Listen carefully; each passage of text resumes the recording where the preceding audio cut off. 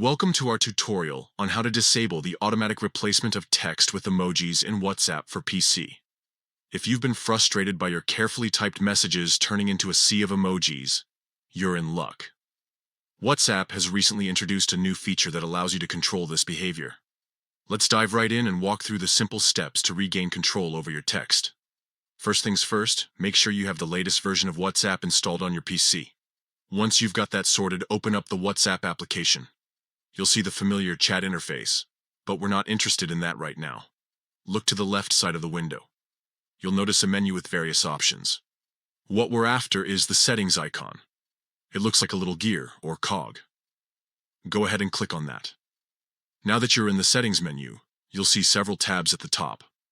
We want to focus on the General tab. Click on that if it's not already selected. Scroll down the general settings until you find an option labeled Replace Text with Emojis.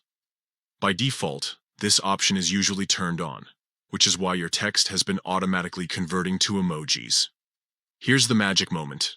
Simply click on the toggle switch next to Replace Text with Emojis to turn it off. That's it. You've now disabled the automatic emoji replacement feature. From this point forward, when you type your messages, they'll remain as text unless you manually insert emojis.